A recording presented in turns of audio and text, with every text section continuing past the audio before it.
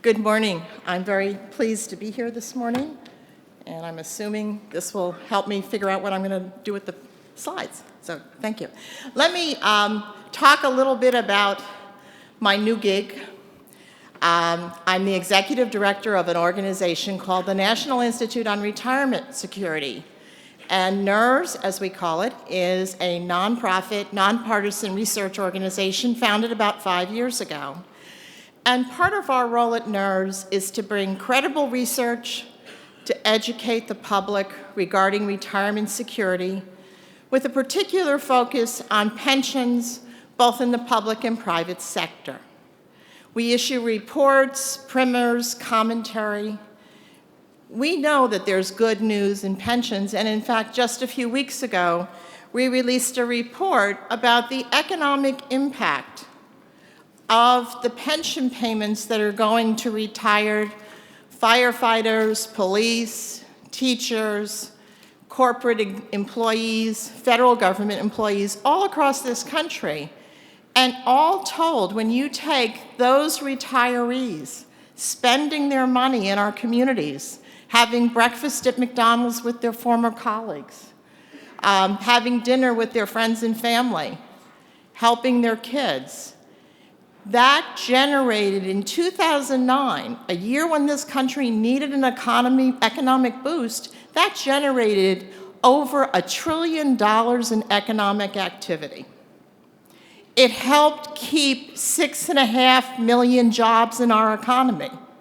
This is clearly where the public sector pension meets private enterprise and encourages a lot of businesses to be created, to stay in business, and to expand, because the retirees are assured that they will have an income day in and day out. NIRS does a lot of different research reports, and one of the things that we're trying to say publicly is that pensions get retirement right. They're cost-effective. They save public assistance. They ensure that people are economically sufficient. And what people say about public-private sector defined benefit plans being the way the public sector plans aren't necessarily true models. And I just told you about how they create jobs in the economy. What I want to do as I look is talk a little bit about what is the retirement security landscape as we look across the country, and then talk a little bit about how we demystify some of the myths that are out there on pensions with facts. First of all, how many people here have heard that, government jobs are just growing like wildfire? And that, there's more and more, the public sector has just gotten bigger and bigger. Just a show of hands, how many people have heard that? Well, the reality of that is not true. When you look at the economy and you look at the job situation, which is on the side of this slide that's sort of the white, not the colored side, what you really see is what's happened in the economy over the last 30 plus years is that jobs, middle income jobs in the public sector, private sector, have been replaced by low income jobs in the private sector, and that government employment has stayed relatively stable almost over that whole time. In fact, declining from just a little bit over 20% to about 17 or 18% today. So it's not that the public sector has grown inordinately compared to the rest of the economy.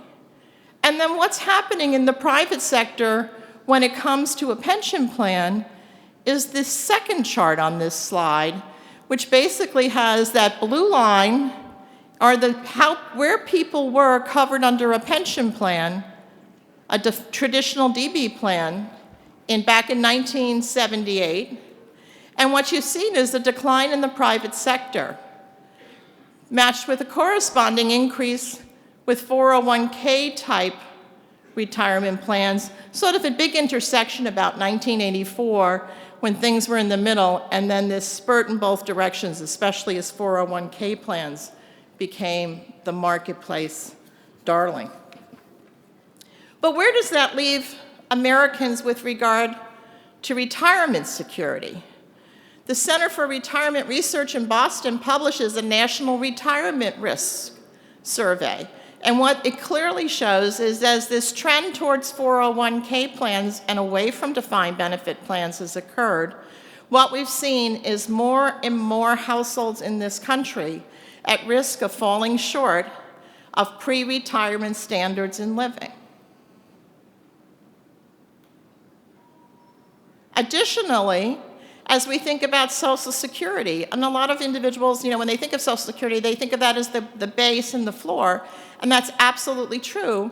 But I wanted to show you a chart of, the replacement income from Social Security. It's designed to be a progressive benefit, so those people with low incomes probably rely almost entirely on Social Security, where those at the higher income levels, the maximum earnings rate in 2011, which was $106,000, those individuals only get about 25% of their employment salary replaced. But again, they get a better benefit in real dollars over that same time. We still have changes coming down the pike in Social Security, with retirement ages being on a rise from 65 to 67. And currently, the normal retirement age is 67. In this economy, so many people retired early at 62. If they lost a job at that age, they were having a hard time finding it. And what that means is that everybody gets a benefit cut when we raise the retirement age. So these are things to be important and understand in terms of the rest of the public. One of the other very scary trends in the private sector has been freezing of defined benefit plans. And the one place in the economy with the largest concentration of defined benefit plans going into this new century was the large corporations, those that were the Fortune 1000. About 2/3 of them had DB plans in 2004. There's been structural changes, and new companies joining that are less likely to have a defined benefit plan, but still, almost 600 of them have plans. But on the other side of the coin, we've also seen more and more of those plans be frozen. And I think it's particularly a concern, and this was a concern of my former boss, Congressman Pomeroy, when the Pension Protection Act was being passed, and corporations said, well, if this law passes, we'll freeze our defined benefit plan. Congress chose to ignore that, but in reality, that's exactly what's happened. Those Fortune 1000 companies, where only 45 companies had one defined benefit plan that was frozen, today, 208 have at least one plan.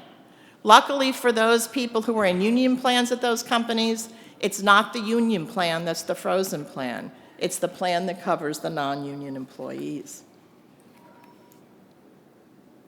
And so how have our 401k plans done for us as a nation?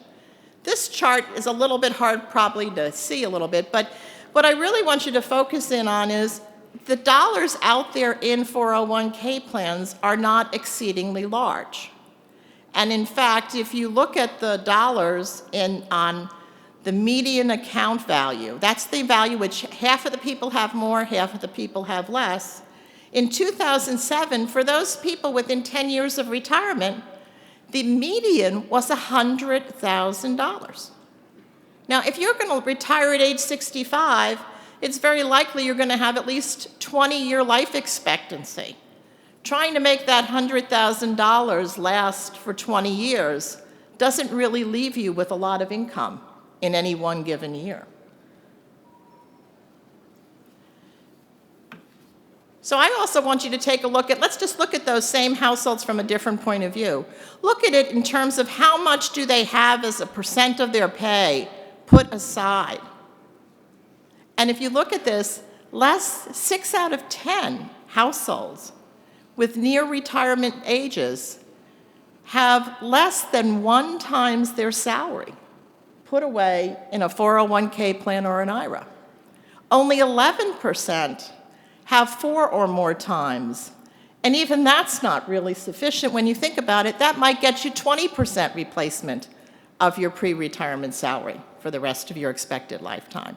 So we really are in a place where 401k plans have made challenges. The other important challenge about 401k plans is that the last years often matter the most. 401k plans, you often hear this about defined benefit plans. Oh, they're backloaded with big benefits at the end of someone's career. Well, 401k plans are backloaded with investment risk. And if you make an assumption that, over somebody's career they're going to return about an average of 8% per year, their salary is going to go up by 3%, they're going to put money into this plan. But let's say in the last 10 years, instead of the return that they anticipated, they only get a 2% return. Well, that puts them at retirement age with 1/3 less than what they would have anticipated. So it is no wonder that when we surveyed Americans last year, they told us they were anxious about retirement, they have low expectations about retirement, they think the system's under stress, and yet, you want to know something else? They also believe that pensions relieve anxiety and are reliable. Let me just quickly talk about a few things. 84% said the current economic conditions hurt in retirement, and 55% of those felt very, very strongly about that. In addition to that, 72% believe they can't make up the financial losses before they retire that they've seen in their accounts. This is the picture of retirement for many households. It's no longer going to be that couple sitting on a beach waiting for someone to bring them a pina colada or a glass of wine. They're going to be sitting around the kitchen table, and this is what retirees actually told us when we said, what's retirement security to you? Surviving, living comfortably, paying my bills, maintaining my pre-retirement lifestyle. Only 11% spoke about hobbies or travel. We're really adjusting our expectations for retirement. Now let me talk a little bit about getting the facts out about good pensions. And I want to recruit you all to be part of my Mythbuster team. There's a lot of myths out there about retirement, and I'm sure all of you have heard these. One of them is, nobody wants a pension plan. Well, that same survey that we did of the American public, 81% of Americans, 8 out of 10, said that America needs pensions for independence and self-reliant. A key part of the American dream is not just to leave a better future for your kids. Part of that better future for your kids is that you're not living with them. It is for me. Now, I remember my grandmother and my great-grandmother both lived with their daughters for many years in their retirement, and we may go back to that. And so just as you finally got your 40-year-old kids out the door, and they haven't come back again, you may be looking to move in with them. So, you may want to make sure you're kind to them as they leave. The other thing that we often hear is we also hear about benefits. We've heard about this $100,000 club. But in reality, the benefits being paid across the board to retirees are much more modest.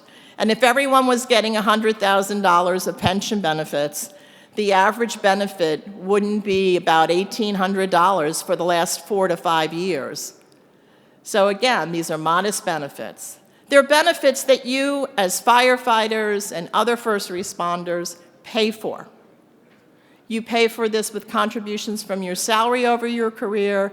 The employers contribute as well. What I think is very interesting about the slide I have here is that your contributions are those dark lines each year. And those have steadily gone up as your wages have gone up. Yet the states and the employers at times have taken contribution holidays when plans were well funded. And some of those holidays are what we're also paying for today. And also, it's important as people talk about, well, pension cost in the last 10 years went up so significantly. Part of that is because the 5 years before the last 10, the contributions went down. So the endpoint sensitivity of when people look at the numbers is real important. NIRS did an issue brief called Who Killed Private Sector DB Pensions? And what we found was that it wasn't, this thing, well, the private sector doesn't have DB pensions, so they're not good plans. That's not true. Private sector plans have died because Congress has overregulated them. They made them put their funding under very stringent rules, the type of rules that some people would like to apply to public sector plans. And so public sector plans that have more flexibility have been able to manage the volatility. This slide just shows you what's going on in the private sector, under the red, with the increases in the amount of pension contributions that had to go into those plans. The public sector has had challenges too, but nowhere near the same type of volatility that the corporate sector has. And corporations don't like this type of volatility. That's why they're leaving DB plans. And it's a big difference. It's important to understand. We also know, unlike 401k plans, the investment returns in defined benefit plans have historically, under many studies, proven to be superior. And in fact, just a 1% difference in the investment rate of return means there's 25% more dollars there over a 30-year period, and even more when you go out 40 and 50 years that really are the pension relationship.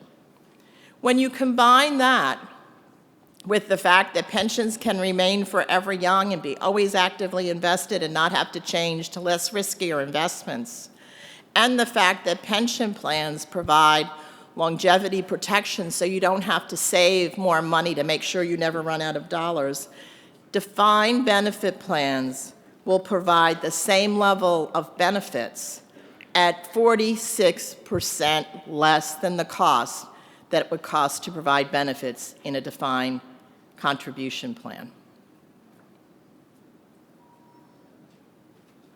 NIRS has done some research as well. We often hear that, oh, these plans aren't sustainable. It's irresponsible sometimes for any government to offer a plan. And that's totally untrue. And NIRS looked at 6, and it's not that there's just 6. We were doing this as a case study. But we looked at pension plans from red states and blue states, from small states and large states, from Delaware and Texas, from Idaho and New York. And we looked at plans that were well-funded. And in fact, we even had well-funded plans in Illinois.